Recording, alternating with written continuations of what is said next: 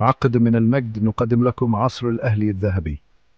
الفترة بين عام 2005 و2013 شهدت نجاحا غير مسبوق للنادي الأهلي الرياضي، أشهر فريق كرة القدم في مصر. خلال هذه الفترة حقق الأهلي إنجازات مذهلة جعلته يتربع على عرش كرة القدم المصرية. حصلت هذه الفترة على لقب العقد الذهبي للأهلي بسبب إنجازات النادي الرائعة محليا وقاريا. لم يكن هناك فريق آخر يمكنه منافسة الأهلي في هذه الفترة. تحول الأهلي إلى قوة لا تقهر، أسرت قلوب الجماهير بمهاراته المبهرة وبراعته التكتيكية وعقليته الفائزة التي لا تلين.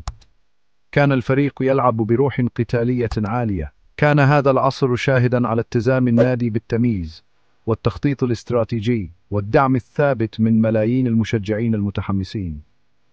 لم يكن النجاح وليد الصدفة، بل نتيجة عمل جماعي وجهود مستمرة.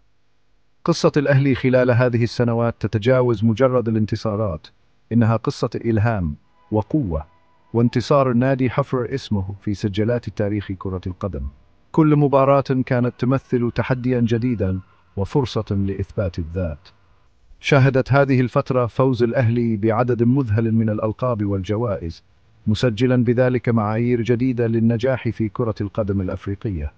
لم يكن هناك فريق آخر يمكنه تحقيق ما حققه الأهلي. امتدت هيمنتهم إلى ما وراء حدود مصر، صدحت في جميع أنحاء القارة، وعززت مكانتهم كواحد من أعظم الفرق الأفريقية على مر العصور.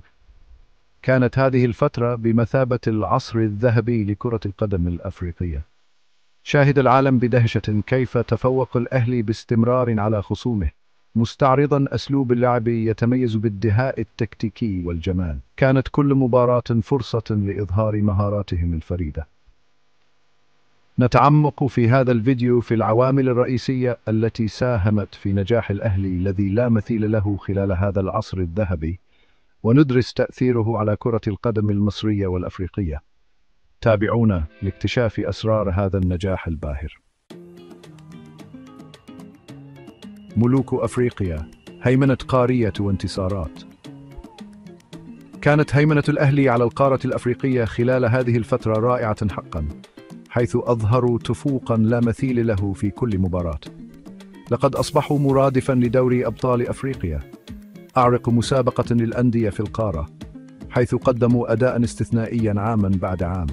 حصل النادي على 4 ألقاب رائعة في دوري الأبطال في 2005 و2006 و2008 و2012، مما جعلهم الفريق الأكثر تتويجا في تلك الفترة، وهو إنجاز لم يحققه أي فريق آخر خلال تلك الحقبة، مما يبرز تفوقهم الكبير.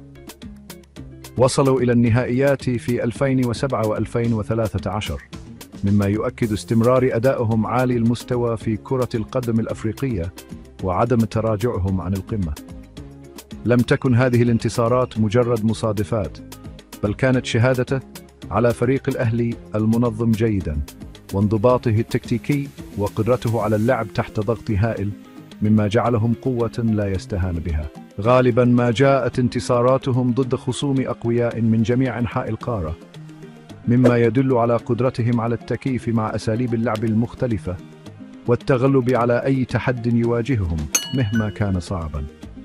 لم يقتصر نجاح الأهلي في أفريقيا على دوري الأبطال، بل امتد إلى مسابقات أخرى. لقد فازوا أيضا بكأس السوبر الأفريقي 4 مرات خلال هذه الفترة، مما عزز مكانتهم كأبطال حقيقيين. عززت هذه الهيمنة في المسابقات القارية مكانتهم كملوك كرة القدم الأفريقية بلا منازع، حيث لم يتمكن أي فريق آخر من مجاراتهم. جلب نجاح النادي الفرح والفخر لملايين المشجعين في جميع أنحاء مصر والعالم العربي، الذين احتفلوا بكل نصر بحماس وشغف لا مثيل لهما، مما جعلهم يشعرون بالفخر والانتماء. حصن منيع في مصر، الحفاظ على القوة محليا. بينما كان الأهلي يسيطر على أفريقيا، حافظ في الوقت نفسه على قبضة حديدية على الدوري المصري الممتاز. فازوا بلقب الدوري لمدة 8 مواسم متتالية بشكل مذهل من 2004 إلى 2011، امتدت هذه الهيمنة إلى ما هو أبعد من مجرد ألقاب الدوري. احتلوا الأهلي باستمرار صدارة الترتيب وغالبا بهامش مريح، مما يدل على تفوقهم على منافسيهم المحليين. كانت قدرتهم على الحفاظ على هذا المستوى العالي من الأداء عاما بعد عام شهادة على قوة تشكيلتهم ومرونتهم التكتيكية وعقليتهم الفائزة. بالإضافة إلى هيمنتهم على الدوري، تمتع الأهلي أيضا بنجاح كبير في كأس مصر. فازوا بالكأس 3 مرات خلال هذه الفترة، مما يظهر قدرتهم على التألق في البطولات. وفرت هيمنتهم المحلية أساسا متينا لحملاتهم القارية. تحولت الثقة المكتسبة من الفوز المستمر محليا إلى نهج شجاع في المسابقات الأفريقية. عززت هذه الفترة من الهيمنة المحلية مكانة الأهلي كأنجح ناد في تاريخ كرة القدم المصرية. أعمدة النجاح عوامل سيطرة الأهلي. ساهمت عدة عوامل في النجاح غير المسبوق للأهلي خلال هذا العصر الذهبي. من بين هذه العوامل الاستقرار الإداري والقيادة الفنية المتميزة واللاعبين الموهوبين. أحد العوامل الرئيسية هو استقرار إدارة النادي، حيث عملت الإدارة على توفير بيئة مستقرة وداعمة. لعب المدرب البرتغالي مانويل جوزيه دورا محوريا في تشكيل مستقبل الفريق، حيث قاد الفريق إلى العديد من الانتصارات. كانت براعته التكتيكية ومهاراته في إدارة اللاعبين وقدرته على غرس عقلية الفوز من العوامل الأساسية في انتصارات الأهلي. استفاد النادي أيضا من اتباع نهج ثابت في التعاقدات، مع التركيز على ضم لاعبين موهوبين يندمجون بسلاسة في نظام الفريق. هذا النهج ساعد في بناء فريق قوي ومتماسك. أصبح لاعبون مثل محمد أبو تريكة ومحمد بركات وعماد متعب أساطير النادي، حيث قدموا أداء رائعا على مدار سنوات، وأصبحت أسماؤهم محفورة إلى الأبد في تاريخ الأهلي، مما ألهم الأجيال القادمة.